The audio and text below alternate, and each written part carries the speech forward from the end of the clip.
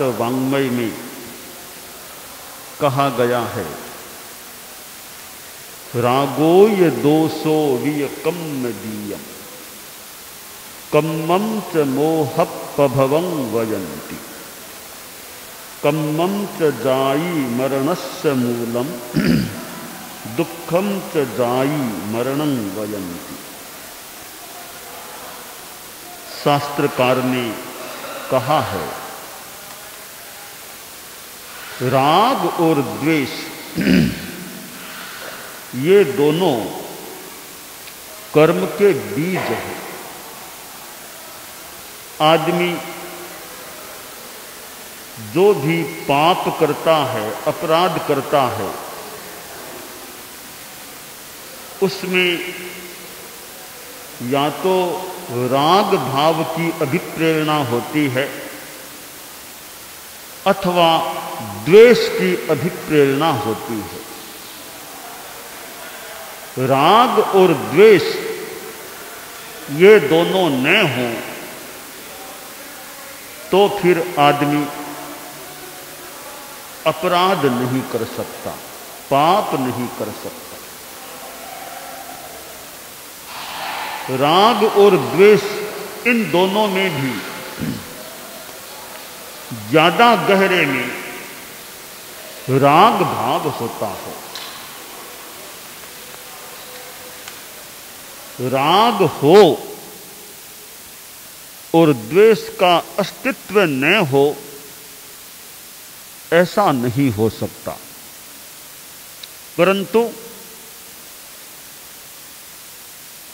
यह हो सकता है, यानी द्वेष हो और राग न हो, ऐसा नहीं हो सकता। परंतु राग है और द्वेष नहीं है, ऐसा हो सकता है। थोड़ी सी सूक्ष्म सैद्धांतिक तात्विक बात है कि राग है, द्वेष नहीं है। तो द्वेष के न होने पर भी राग हो सकता है, परंतु राग के न होने पर द्वेष नहीं हो सकता।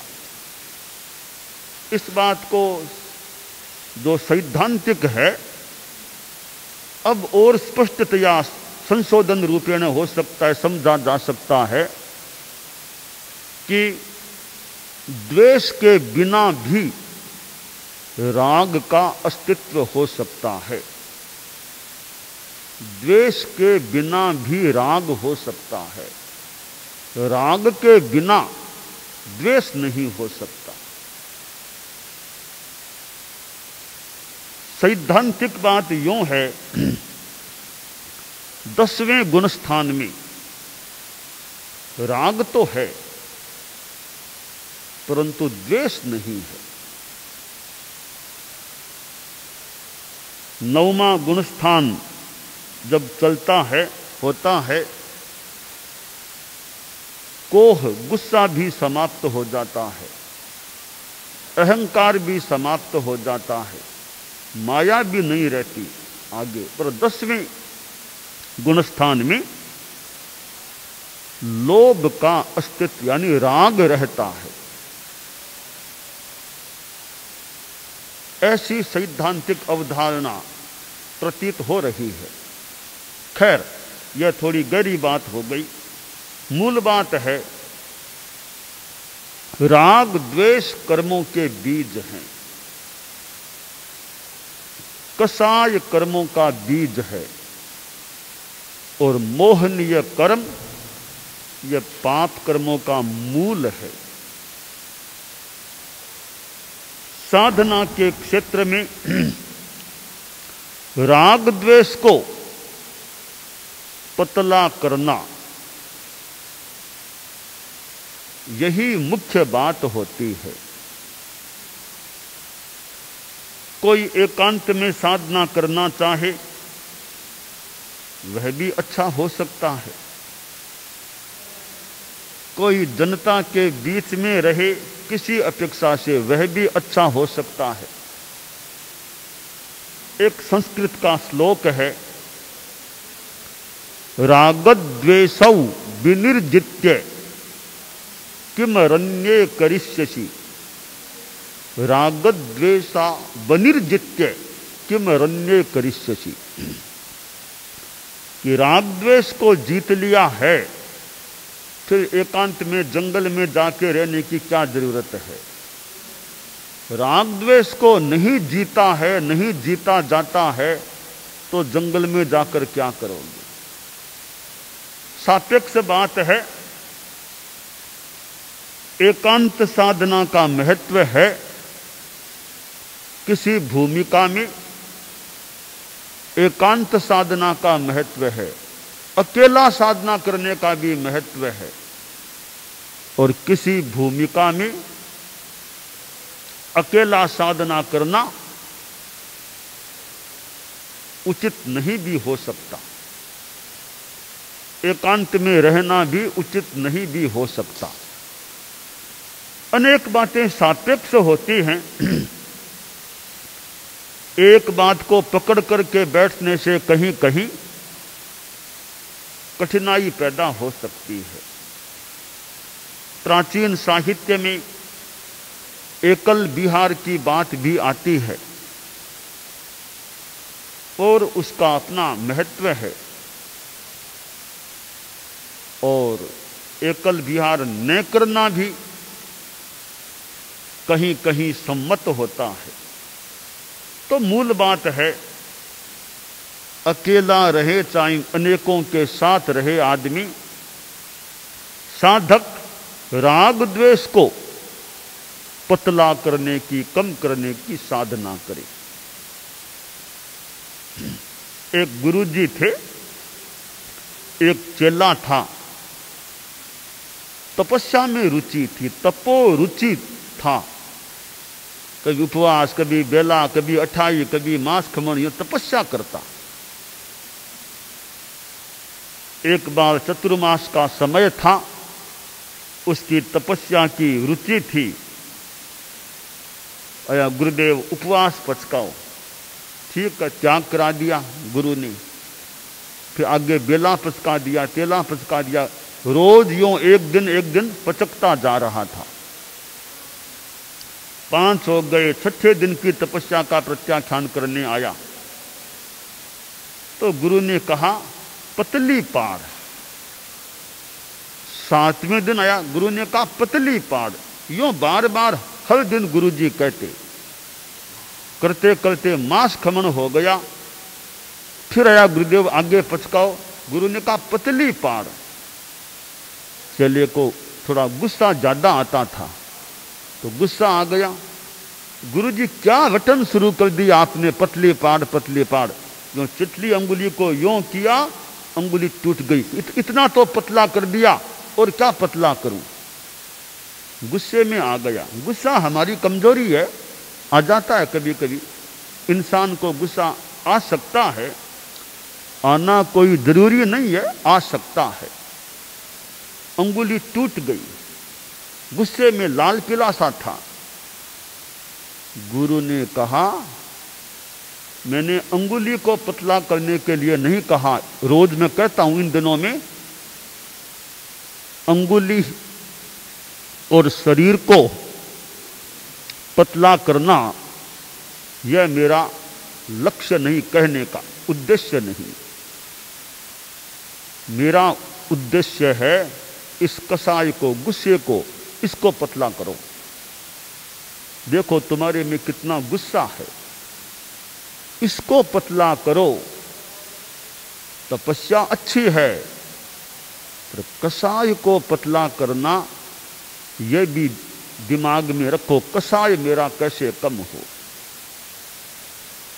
बोला गुरुदेव आज मुझे सुंदर पथ दर्शन मिल गया है कि कसाय को पतला करना है। पयणु कोह मान माया लो। अब मैं इस पर ध्यान दूंगा, अपने गुस्से को, अहंकार आदि आदि को पतला करने का प्रयास करूंगा। गुरु का सन्मार्ग दर्शन मिला, शिष्य ने उसको ग्रहण किया और राग द्वेष को कम करने की साधना शुरू की। आखिर वह भी वीतरागता की दिशा में आगे बढ़ गया और एक दिन वीतराग बन भी गया। आदमी कहीं भी रहे, कसाय कम हो, यानी गुस्सा, अभी खासकर गुस्से की बात, गुस्सा आदमी का कम हो। चाहे राजनीति में आदमी काम करता है, चाहे धर्म के क्षेत्र में कार्य करता है, चाहे सामाजिक संस्थाओं में कार्य करता है और कहीं कार्य करता है, गुस्सा आदमी का कम रहना, ज्यादा नहीं होना चाहिए। ज्यादा गुस्सा काम का नहीं है। परिवार में रहो, व्यापार के क्षेत्र में रहो, कहीं रहो, ज्यादा गुस्सा काम का नहीं। मैं बड़ा, मैं बड़ा, मैं बड़ा, यह अहंकार मन में होता है तो मैं तो किसी को कुछ कह सकता हूं। तुम किसी को कुछ कह सकते हो तो दूसरे भी तुम्हें कुछ कह सकते हैं। तुम क्यों इतना अहंकार पाल रहे हो? तुम कौन से इतने बड़े आदमी आ गए दुनिया के जो हर किसी को गुस्से में डांटना चाहते हो? तीर्थंकर दुनिया के बहुत बड़े आदमी हैं, वे तो गुस्सा करते नहीं हैं, और हम लोग थोड़े सामान्य हैं, वे गुस्सा कर लेते हैं। तो बहुत बड़े आदमी तो तीर्थंकर होते हैं, वे न अहंकार की भाषा बोल, अहंकार में रहते न गुस्सा करते। तो खैर, तीर्थंकरों की तो हम क्या होड़ करें, परंतु कुछ कदम भी आगे बढ़ने का प्रयास करें, कसाय को अल्प बनाने का प्रयास करें। तो कसाय मुक्ति ही किल मुक्ति रेवे, कसायों से मुक्ति, राग द्वेष मुक्ति होगी, तभी मोक्ष मिलेगा। तो यह राग द्वेष मुक्ति अच्छी साधना है, अध्यात्म की साधना है, और सन 2021 विदाई की तरफ है। सन 2021 अभी तो है, कुछ घंटों के बाद 21 इतिहास का विषय बन सकेगा और 22 का मानो साम्राज्य आ सकेगा। तो अच्छा वर्ष है 21। इस वर्ष की समीक्षा की जा सकती है, यह वर्ष कैसा बीता, किसके लिए कैसा बीता, और नए वर्ष में क्या करना है, उसका चिंतन भी किया जा सकता है। तो हम राग द्वेष मुक्ति की साधना में आगे बढ़े, यह काम्य है। दानान षट्ठम अभयपयाणम सच्चेषु या अणवद्दं वयन्ति तवेषु या उत्तम बंधचेरं लोगुत्तमे समनेनाय पुत्रे। आज बांटिया फार्म हाउस, बांटिया जी, पन्नालाल जी बांटिया, जिनके 4 बहनें संसार पक्षी, पन्नालाल जी, धन्नालाल जी, 4 बहनें हमारे धर्म संघ में दीक्षित हुई थी। साध्वी कमलू जी शासन गौरव, और फिर ये साध्वी सूरज कुमारी जी, पान कुमारी जी, राय कुमारी जी, 4 बहनें थी। 3 तो विदासर में काल धर्म को प्राप्त हुई, एक राय कुमारी जी जयपुर में काल धर्म को प्राप्त हुई थी, और इधर पन्नालाल जी बांटिया जी तो एक कार्यकर्ता थे।